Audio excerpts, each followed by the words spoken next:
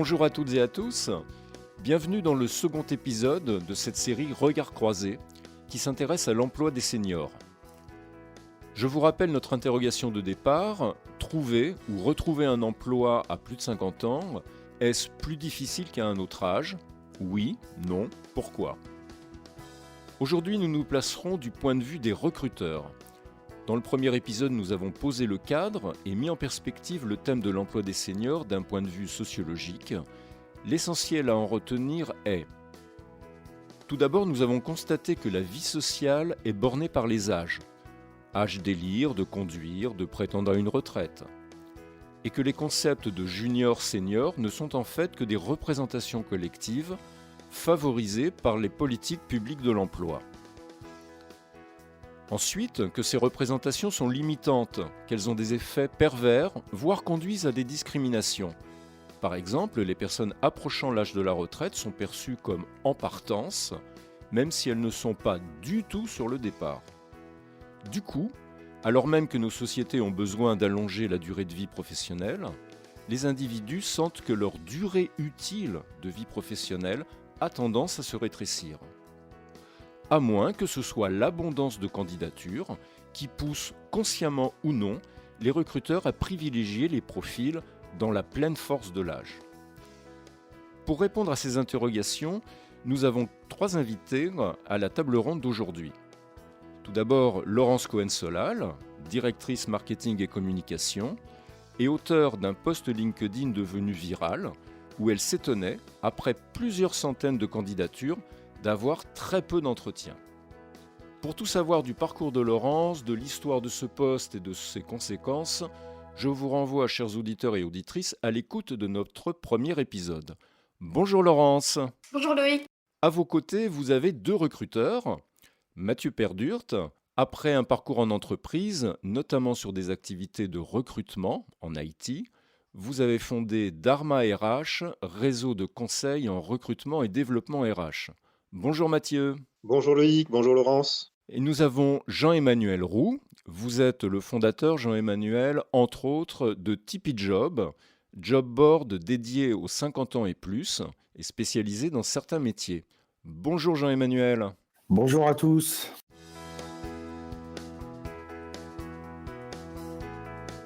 Pour lancer la discussion de ce matin, je vous propose de s'interroger sur le point suivant.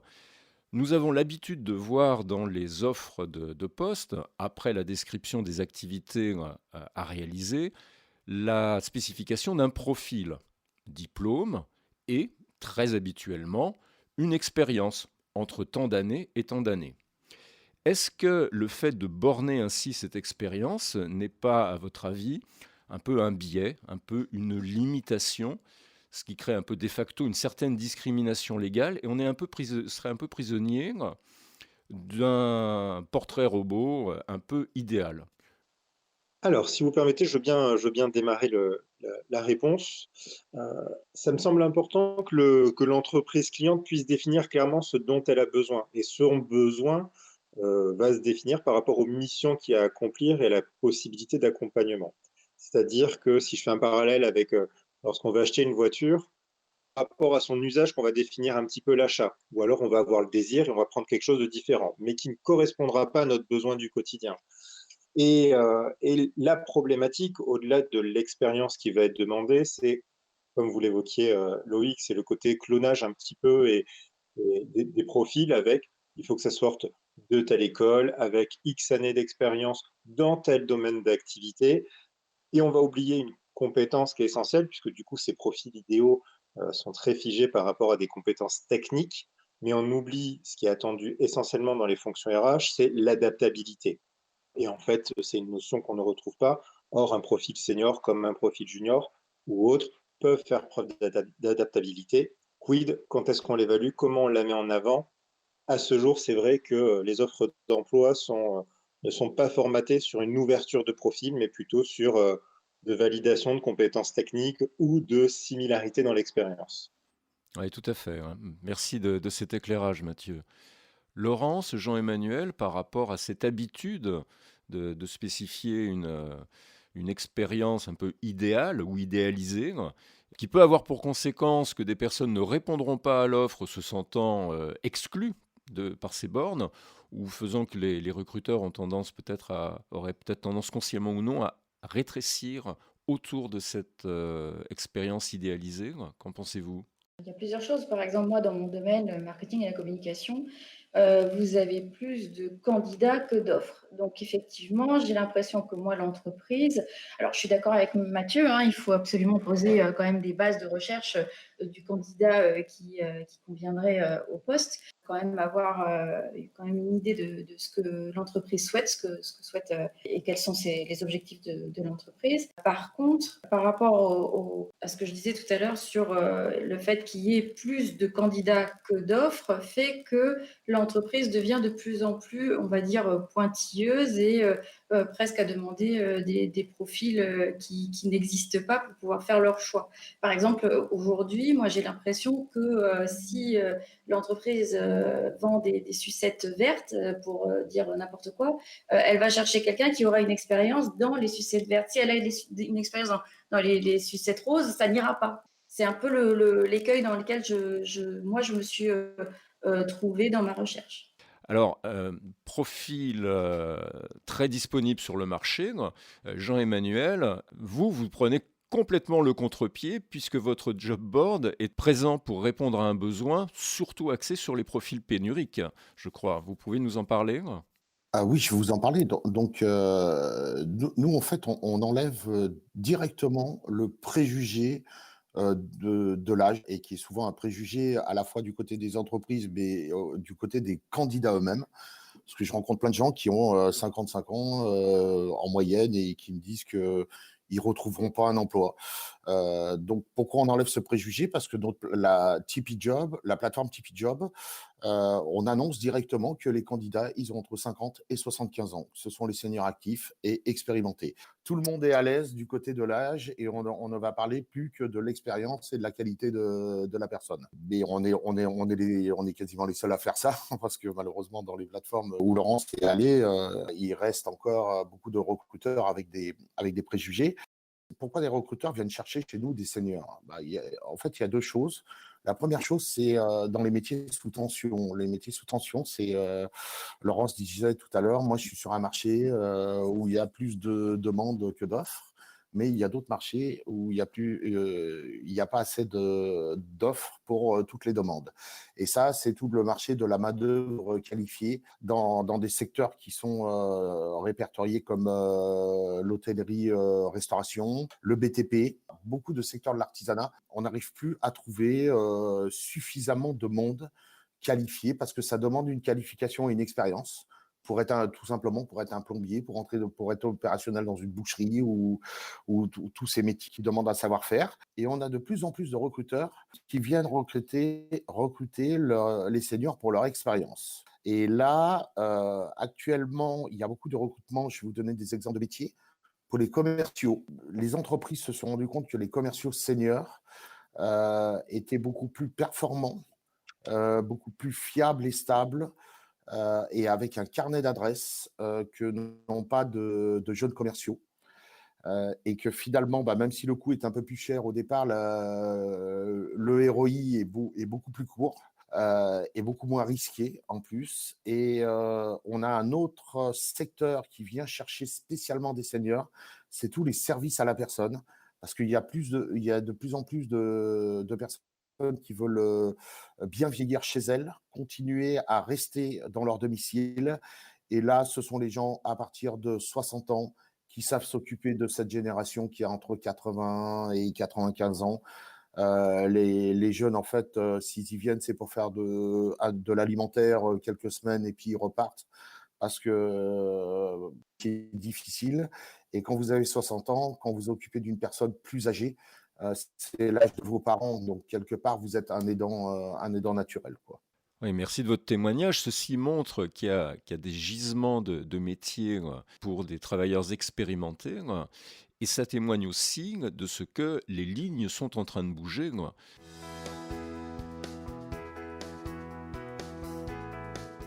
Mais vous parliez en même temps au début de votre intervention de préjugés. Et ma question s'adresse peut-être à Mathieu, du coup. Mathieu, dans votre expérience actuelle de conseil en recrutement indépendant ou dans votre expérience passée en entreprise, cette notion de préjugés ou de réticence un peu par rapport à une expérience importante ou un âge un peu avancé, est-ce que vous l'avez rencontré sur le terrain? Alors, du coup, il y a vraiment, 2 choses. Il y a le côté pénurique, comme on a pu l'évoquer. Soit on a beaucoup de profils et à ce moment-là, c'est vrai que les entreprises ont ce côté, diva dans leur sélection et ou alors des profils pénuriques. À ce moment-là, ça devient plus compliqué et le recrutement d'un profil senior peut être revalorisé par le côté forcément l'expérience, le fait que la personne sur en termes de ROI, va être plus vite rentable et en même temps, elle peut accompagner des juniors. Mais maintenant, ce ne sont pas tous les métiers qui sont pénuriques et je me suis retrouvé dans la situation de devoir recruter un profil de directeur, directrice marketing, communication digitale et donc membre du comité de direction de l'entreprise, d'une boîte qui a un rayonnement au niveau, européen et le directeur général de me dire, donc bon, je balayais un petit peu, savoir ce qu'il aimerait bien, quelles étaient déjà les missions sur lesquelles, la personne était attendue d'un point de vue technique et après quel était son rôle d'un point de vue plus managérial et d'un point de vue, plus lead et in fine, le directeur général de m'indiquer qu'il voulait un profil, assez jeune. Donc du coup, je me suis dit, jeune dans sa tête, pour que ça matche un petit peu avec l'état d'esprit de l'entreprise qui avait un côté un peu start-up, même si j'étais pas du tout une start-up et donc du coup, je l'ai un petit peu provoqué pour qu'il ose me dire clairement les choses parce que je chantais un petit peu l'entourloupe derrière et ça a pas loupé quand il m'a dit: «Oui, il faudrait plutôt quelqu'un qui soit digital natif parce on travaille sur des produits technologiques». De là, je lui ai expliqué qu'un digital natif, c'était pas cohérent puisque c'est une personne qui aurait plutôt une vingtaine d'années, une petite vingtaine d'années, pour être directeur ou directrice marketing de 70-100 personnes, avec un dimensionnement européen. Je doute qu'il y ait vraiment que la personne ait été confrontée à cet âge-là, à assez de choses pour, faire face et donc il ne lâchait pas et en fait, au bout d'un moment, il m'a dit: «Écoute, moi, je veux quelqu'un qui est entre, 35 et 42 ans, voire 45 ans, mais grand max 45 ans». Bon, pour moi, c'était pas le critère prioritaire, donc j'ai recherché des personnes qui avaient les compétences, qui pouvaient s'intégrer dans l'entreprise, qui avaient, vraiment une culture digitale avec, de l'app mobile puisqu'on travaille sur ces sujets-là et cetera. Malgré tout, quand il les recevait, il me disait: «Ils sont très bien, mais trop âgés». J'ai dit: «Écoute, là, maintenant, moi, j'ai une difficulté de légalité aussi derrière» où il fait: «Oui, je sais, mais tu comprends». Je lui fais: «Non, je ne comprends pas». Et voilà, donc du coup, il a fini par trouver quelqu'un qui était, dans la tranche d'âge qu'il préférait. Tant mieux pour cette personne, si elle recherchait. Maintenant, je trouve dommage de s'arrêter à l'âge. C'est pas l'âge qui fait la qualité, qui fait les compétences, hein, comme c'est pas parce qu'on est jeune qu'on est insouciant.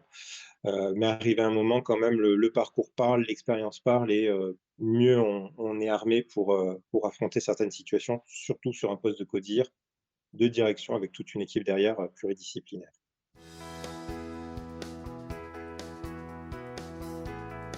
Je vais aller au fond des préjugés négatifs et puis après on va refermer la parenthèse sur le négatif, on va passer sur les avantages des seniors. Je vous rappelle simplement le début de la conclusion du rapport Belon de 2020 dans lequel il est écrit, je cite, les seniors sont coûteux, résistants au changement, difficiles à manager, lents dans les apprentissages, peu innovants, pas assez engagés, trop usés, insuffisamment productifs, 3 petits points de suspension, en mentionnant que c'était là des préjugés construits de longue date, construits par le temps à l'adresse des travailleurs les plus expérimentés.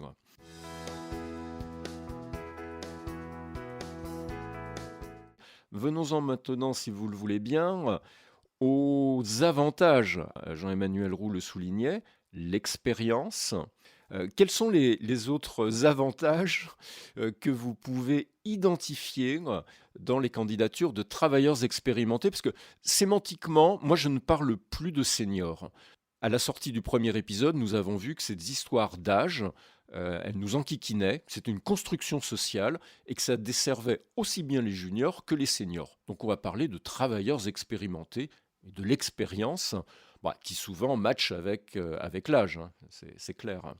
Mais quels sont les avantages que vous avez pu identifier les uns et les autres dans le fait d'avoir une certaine expérience? Alors juste pour ma part, rapidement, je sais que quand j'étais sur du recrutement interne en ESN, j'avais pu faire du recrutement à la fois de profils en cours d'études, donc en alternance, et de profils bien expérimentés à 50 ans, voire plus de 50 ans. Et ça avait été intéressant parce que du coup, non seulement la personne expérimentée de plus de 50 ans pouvait aussi transférer des expériences, illustrer des pratiques parce qu'elle avait pu vivre, et en même temps, le profil junior pouvait lui permettre d'avoir une certaine, entre guillemets, mise à jour. Et ce qui était intéressant, du coup, c'était ce mixage intergénérationnel. Mais vraiment, le point clé, j'ai envie de dire, du recrutement de profils qui ont de l'expérience et qui ont du recul dans leur vie, c'est cette capacité d'encadrement, de transfert de compétences et même au-delà de l'encadrement, parce qu'on c'est pas parce qu'on a 50-55 ans qu'il faut qu'on soit forcément manager. On peut être un très, très bon opérationnel, technicien, et voilà, on peut transférer des compétences, du savoir-faire par tous les projets qu'on a pu mener. Je pense que c'est un des éléments clés pour moi dans le recrutement, c'est ce profil-là.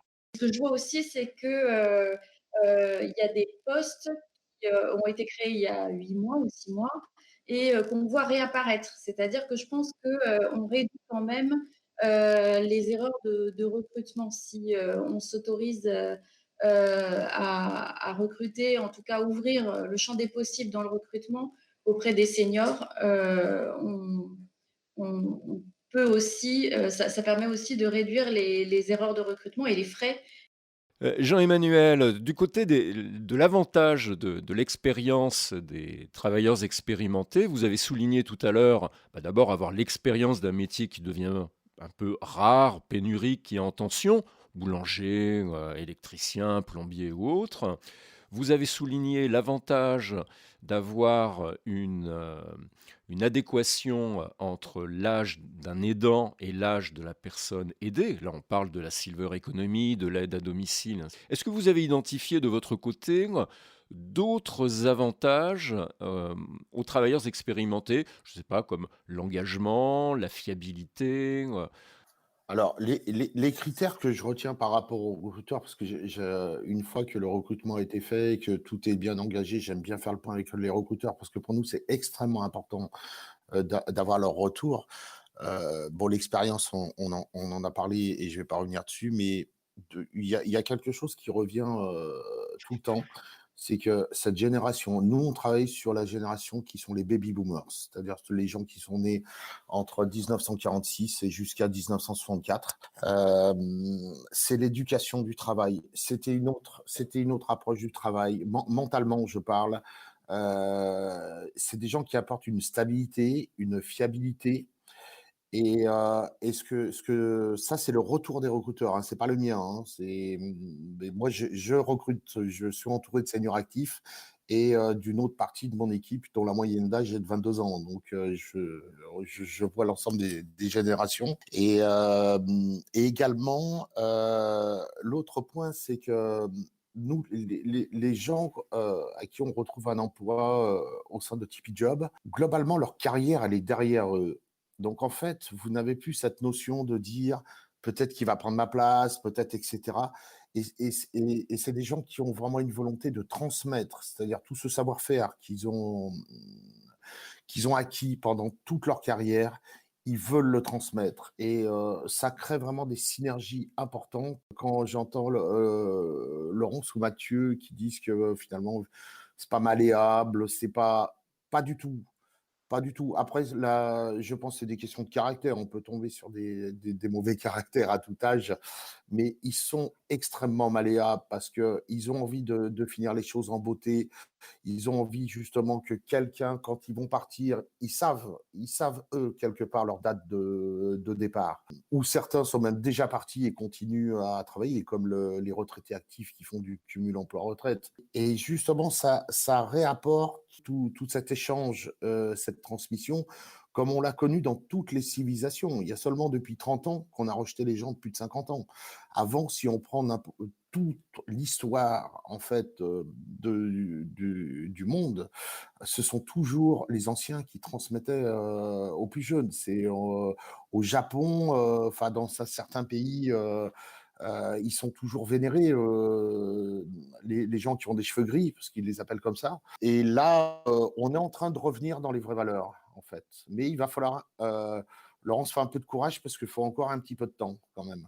Je porte un message, hein, parce que je l'ai vécu, parce que c'est très désagréable quand à 53 ans, vous vous sentez en pleine forme et surtout en pleine capacité. Moi, j'ai pas décroché au niveau numérique, j'ai continué à me former, etc. Donc, si vous voulez, moi, je me sens pas du tout en décalage. Je j'ai pas de difficulté d'apprentissage. Je ressens pas tout ce que on met sur mes épaules et sans l'avoir demandé, en fait. Et c'est mon incompréhension en fait qui fait que j'ai envie de parler pour ces quinquas ou ces 45 plus ou ces travailleurs expérimentés parce qu'il y a une grosse différence en tout cas entre ce que nous sommes vraiment, ce que nous sommes capables de donner à la société et à l'entreprise. Et du coup, il faut absolument remuer les mentalités là-dessus parce que la France est en train de se priver de compétences, de connaissances. Juste pour rebondir sur un point, de toute façon, au niveau des DRH, alors si je prends dans le monde du DRH des grands groupes, parce que finalement, une TPE, ils ne se posent pas vraiment la question, ils cherchent un profil, mais d'ici 24 mois, ils auront 20% de seniors à embaucher sur leur plan de recrutement annuel. Il y a plusieurs raisons pour ça. D'abord, aujourd'hui, c'est 40% de la population à plus de 50 ans. Donc, il y a une masse, en fait, et ça va pas, on va vers un vieillissement de la population. Et d'autre part, comme vous l'avez dit, vous êtes en pleine forme. Mais je peux vous dire que quelqu'un qui part à la retraite à 62 ans, il est en pleine forme aussi. Il a une pêche d'enfer parce que la médecine, la façon de se nourrir, etc., ça a évolué. À l'après-guerre, à 65 ans, on est un vieillard. Aujourd'hui, on est un jeune homme et on a 30 ans d'expérience, on a une troisième vie devant nous. On a 30 ans devant nous, presque en moyenne, ou bientôt. Et donc, toutes ces mentalités-là sont en train de changer, d'évoluer, en fait. Oui, il faut remettre tous ces questionnements dans un cadre plus large, qui est un cadre d'évolution sociétale. Quand jusque dans les années 70-80, il y avait encore un système de pré-retraite, il ne faut pas oublier que c'était à l'attention aussi d'une main-d'œuvre qui était employée dans les mines, dans la sidérurgie et des personnes usées par le travail. À l'époque, partir à 55 ans, c'était déjà avoir été jusqu'au bout de la route. Aujourd'hui, en 2021, la donne a complètement changé, quoi. Moi, je peux juste faire un point complémentaire parce qu'on a surtout parlé des seniors actifs. Il y a beaucoup de retraités actifs aussi aujourd'hui qui arrivent sur le marché de l'emploi parce qu'on a 6 à 700 000 nouveaux retraités qui arrivent chaque année. Donc ça, c'est l'effet du baby boomers. Et beaucoup, en fait, viennent pour avoir un complément de revenus, mais également parce qu'ils ne veulent pas perdre ce lien social qu'apporte le monde de l'entreprise, de travailler en équipe, etc.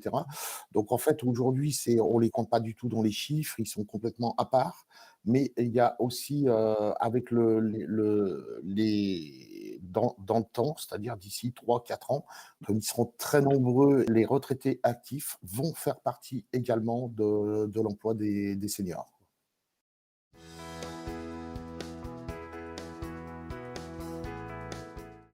De la même manière, il y a plus de jeunes qui accèdent à l'enseignement supérieur et qui auront peut-être la chance d'intégrer une école de commerce, de faire un parcours en marketing, en vente, plutôt que de passer un bac professionnel en plomberie, en électricité. Et du coup, est-ce que c'est pas la conformation des métiers sur le marché aujourd'hui en 2021 qui fait que pour certains métiers, ça coince plus que pour d'autres? Jean-Emmanuel Roux nous le disait, on est à la recherche de boulangers, de plombiers, d'électriciens, de couvreurs, de maçons. Et en même temps, Laurence, vous le disiez, moi, dans mon domaine, marketing, communication, je me retrouve en compétition avec combien de personnes? 200, 300, 800? Moi, personnellement, quand j'ai commencé en 1992 dans la fonction RH, l'offre à laquelle j'avais postulé, il y avait 800 candidatures, m'a dit le DRH à l'époque. Donc, vous voyez, c'est aussi une question par rapport à l'enseignement supérieur dont on a fait peut-être la promotion à une époque, euh, qui aujourd'hui comporte des effets. Loïc, je rebondis et je vous rejoins complètement là-dessus, hein, sur la problématique un petit peu de ces enseignements. Je vois le même sujet que Laurence, et vous l'évoquiez, au niveau des ressources humaines. Il y a encore à aujourd'hui énormément de formations, de reconversion dans les fonctions des ressources humaines, alors que la moindre candidature à aujourd'hui en RH, ce sont 200 à minima de personnes qui se présentent derrière. Et rien que j'ai une amie qui dernièrement recherchait un stagiaire. Elle a mis l'annonce le matin. À midi, elle avait déjà plus de 100 candidatures. Donc, au bout de 24 heures, elle a enlevé son annonce parce que même déjà rien qu'en stagiaire, c'était compliqué. Et j'ai pu le voir, hein, quand je recherchais des chargés de recrutement ou que je recherchais du RRH, etc. C'était complètement fou. Et je me souviens quand j'avais mis l'annonce de directeur, directrice en marketing, pour revenir à celle-ci, j'avais eu en 24 heures 400 candidatures. Donc, obligé d'enlever l'annonce parce que bien sûr, si on reçoit enfin moi, je mets un point d'orgue là-dessus, c'est regarder toutes les candidatures, répondre à toutes les candidatures, et ça devient un peu fou. Donc il y a peut-être une problématique, en effet, de partir sur des études où le marché derrière, est-ce qu'il est réellement pertinent? Est-ce que ça vaut le coup aux gens de leur laisser faire des études en leur faisant croire que oui, ils s'y retrouveront, alors qu'en fait, ils vont commencer à marcher très très compliqué, en disant on va passer notre vie en guerre dès qu'on va vouloir chercher un job, contrairement à un développeur, et encore là aussi, il y a pas mal d'images, hein, parce que ceux qui trouvent très facilement de l'emploi dans les développeurs sont ceux qui sortent d'écoles d'ingénieurs, tous ceux qui partent dans des reconversions de 3 mois, 6 mois. Faut réussir à convaincre derrière, faut réussir à accrocher, c'est aussi pas évident, quel que soit l'âge. Oui, c'est un peu ce que j'observe avec mes filles, hein, elles n'ont pas choisi aujourd'hui une voie, dans laquelle, on va dire, elles se seraient éclatées. Elles ont choisi des voies, la comptabilité, hein, l'expertise comptable, parce que, pour elles, c'est plus facile de trouver du travail. L'expertise comptable, c'est un secteur sous tension, hein. On n'en trouve pas assez, donc elle n'aura pas de problème, votre fille. Oui, voilà, c'est ce que je veux dire. Moi, j'ai choisi des études par rapport à ce que ce qui me plaisait, ce que j'aime faire. Mes filles, ça a été un choix, si vous voulez, stratégique. Je sais que dans l'expertise comptable, dans la comptabilité, il y a du travail. Il y a énormément d'offres. Je n'aurais pas de difficulté à trouver du travail. Je me retrouverai jamais dans la situation dans laquelle maman s'est trouvée. Et c'est Et justement dans ce genre de choix, hein, des choix stratégiques comme a fait votre fille, c'est de se dire que l'importance de l'équilibre entre la vie personnelle et la vie professionnelle prend tout son sens, parce que la vie professionnelle sera là pour des raisons de besoin stratégiques, d'alimentation, etc. Et après, il faut trouver son équilibre d'épanouissement peut-être ailleurs. l'équilibre, Mathieu, il se crée aussi, c'est que dans la scolarité, depuis ces dernières années, on a complètement oublié aussi, finalement, quand vous deviez devenir plombier il y a 20 ans en arrière, c'était une punition. C'est Mmh, parce que, voilà, vous, vous étiez un cancre, donc tu seras plombier. complètement. Mais plombier, c'est un métier extraordinaire. Plombier, ils vivent souvent mieux que des cadres.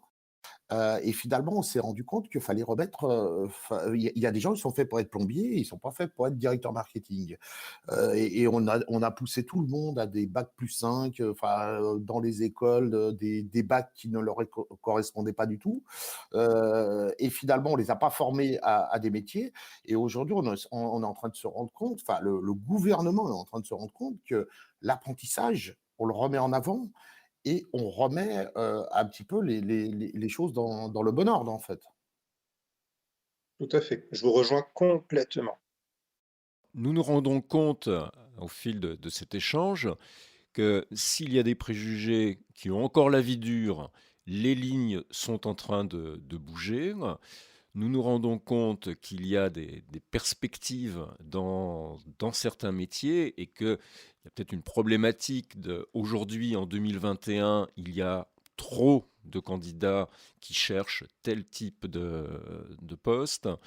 Et c'est peut-être ça, hein, finalement, qu'il faut retenir de cet épisode. On ne va pas incriminer les recruteurs, indépendants ou en entreprise, de faire un choix se basant uniquement sur l'âge. Je crois que c'est peut-être le constat de, ben voilà, c'est le résultat d'une situation à aujourd'hui. Et puis les entreprises vont se rassurer en prenant des personnes qui sont dans une moyenne. C'est peut-être ça aussi que nous devons en retenir.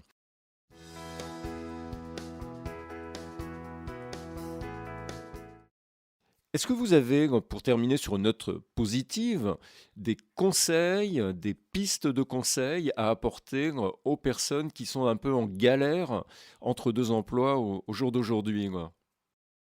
Moi, j'ai envie de dire déjà, faut pas désespérer. C'est facile à dire, hein, mais il faut pas désespérer. Il y a, aussi, très certainement des choses à optimiser au niveau du CV. J'ai vu souvent des CV avec des choses, mais tellement dommage de les avoir écrites, qui servent pas.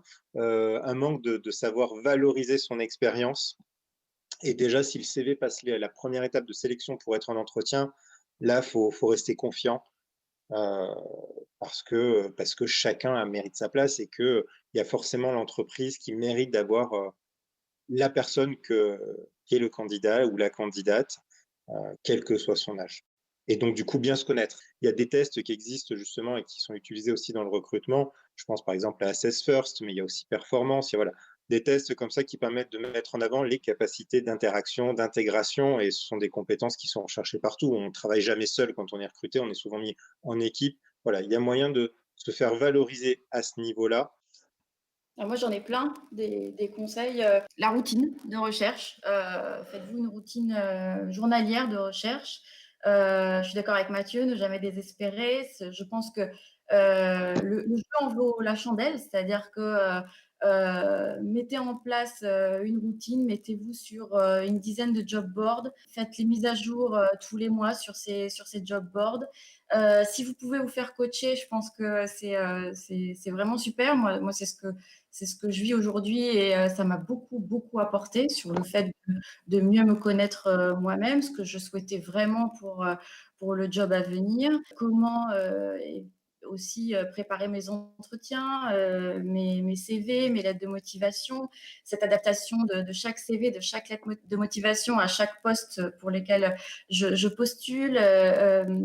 Voilà, c'est avancer, c'est aussi essayer, même en visio aujourd'hui avec la crise sanitaire, de faire de belles rencontres comme celle que je fais à travers ces podcasts, Loïc, et puis de faire un petit peu feu de tout bois, c'est-à-dire chaque expérience, même si vous pensez qu'elle n'a pas pour finalité immédiate d'un job, et ben, d'en faire un mini événement. Alors moi, il y a quelque chose que enfin, contre lequel je lutte énormément en ce moment, c'est une espèce de sinistrose vis-à-vis du chercheur d'emploi, alors qu'il soit quinquas ou plus jeune. C'est difficile, c'est long. Oui, c'est pas une partie de plaisir. Je ne vais pas vous dire que c'est génial tous les jours, mais enfin, vous pouvez aussi en faire une expérience pour plus tard. Et ne pas retirer que du négatif parce que vous êtes en recherche d'emploi dans un contexte particulier, dans un contexte difficile, et parce que vous êtes un quinquas ou plus et que ce sera un petit peu plus compliqué. Oui, ça l'est un peu, mais on peut aussi s'en sortir. Voilà. Je voulais donner un peu un message d'espoir et un peu positif dans cette recherche. Tout est valorisable. Cette recherche d'emploi, elle m'a amenée à écrire un post pour lequel je me suis énormément amusée et qui visiblement a amusé beaucoup de gens. Donc voilà, il y a des expériences aussi que vous pouvez créer, enfin, des choses des actions que vous pouvez mener dans votre recherche d'emploi et qui va faire que ça peut être aussi une expérience. Oui, puisque votre expérience montre que même si vous n'avez pas encore signé le CDI que vous recherchez, vous avez des missions d'enseignement, vous faites des rencontres, vous avez la possibilité d'étoffer un peu votre réseau et d'enrichir votre expérience quelque part. Jean-Emmanuel, vous avez des conseils, des tips, comme diraient les jeunes. Je pense que Laurence et Mathieu, ils ont à peu près tout dit. C'est-à-dire qu'il faut jamais se décourager. C'est toujours facile à dire hein, quand quand on est en emploi. Mais sur les seniors, moi, je dirais que faut globalement, vous êtes des ex un senior, c'est un expert. Nous, chaque fois qu'on a un nouvel inscrit chez nous et on en a plusieurs centaines de par jour, nous, c'est l'arrivée. d'expert, en fait. C'est pas l'arrivée de quelqu'un qui cherche un emploi, c'est qu'on est content parce qu'on a, il y a cette expertise qui arrive et on sait qu'il y a une entreprise qui va avoir besoin de cette expertise. Alors peut-être que cette personne a travaillé pendant 50 pendant 40 ans dans une entreprise du CAC 40 et c'est peut-être une petite TPE qui va avoir besoin de cette expertise, mais à tout moment, on peut arriver à créer un match. Donc surtout, mettez-la en avant, cette expertise. Et je dirais, enfin, je parle aux candidats, dites à l'entreprise ce que vous allez leur apporter, parce que c'est votre qualité, quelque part. C'est ce que les candidats doivent mettre en avant. Et si je puis me permettre, dans les accompagnements, justement, comme l'évoquait, Laurent sur le CV, la lettre de motivation, il y a des accompagnements qui sont faits de façon, virtuelle, à distance, mais même en présentiel. Il y a des organismes, hein, par l'aide de Pôle emploi qui peuvent réorienter. Je pense à la cravate solidaire notamment qui aide sur le côté, simulation d'entretien, retravail du CV, de la lettre de motivation, l'usage des réseaux. Il y a aussi la tenue vestimentaire pour des personnes qui sont vraiment très éloignées de la partie, entretien ou professionnel et qui n'ont plus la tenue pour y aller. Mais, il y a d'autres organisations type WeJob, je crois que l'Agir Carco a même un service d'accompagnement justement. Voilà, il y a vraiment, plein de personnes et de services qui peuvent être gratuits, d'aide pour se rebooster, se remotiver, reprendre une bouffée pour être à fond et réussir à transformer.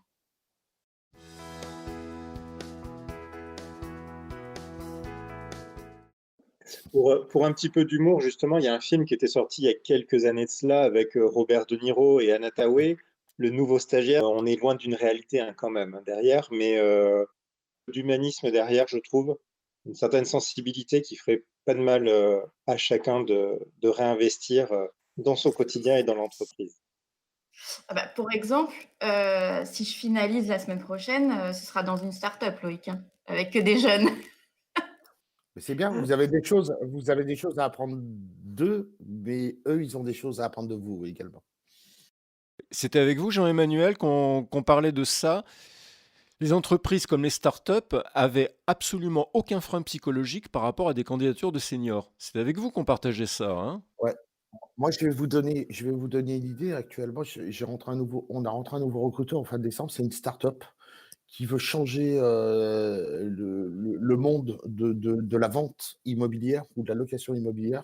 Ils viennent chercher 300 seniors parce qu'en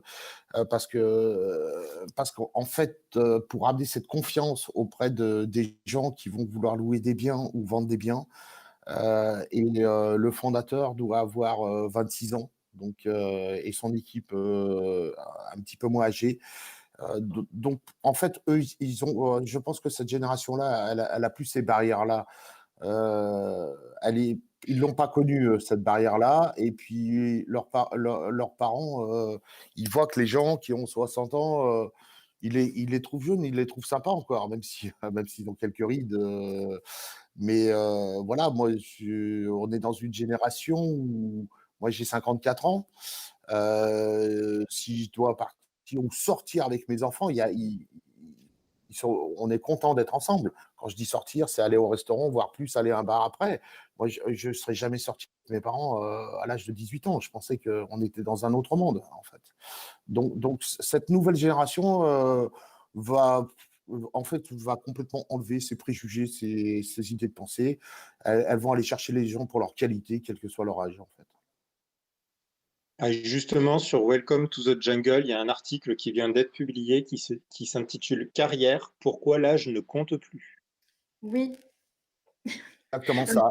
oui, Et mais malheureusement, les DRH n'ont pas 20 ans aujourd'hui. Ils sont dans cette génération qui a encore des carcans, en fait. moi, je vois beaucoup de bienveillance dans la très jeune génération, comme vous dites, Jean-Emmanuel. Un peu moins, si, le décideur, je dis même pas le recruteur parce que je discute de plus en plus avec des recruteurs récemment et qui me disent: «Mais moi, j'obéis à ce que me demande le client. Même si j'essaye de l'orienter, il est tellement obstiné». C'est un peu ce que vous disiez tout à l'heure, Mathieu. Même si j'essaye de l'orienter, il peut être très obstiné et vouloir du 30-40 ou du même pire, hein, du 35-40 et on s'arrêtera là. Donc, oui, bon, je vois, moi, beaucoup de bienveillance dans la jeune génération à accueillir des quinquas et plus sur le marché. Bien écoutez, madame, messieurs, je vous propose de rester sur cette note optimiste où l'intergénérationnel va faire des émules et on va être vraiment la bombe à performance dans toutes les organisations de France et de Navarre et au-delà. Merci Laurence, merci Mathieu, merci Jean-Emmanuel pour votre participation. Merci Loïc, merci à tout le monde pour ce débat. Merci Loïc, merci à vous tous. Merci tout le monde, c'était un plaisir. Merci à vous, je vous souhaite une excellente journée. À très bientôt.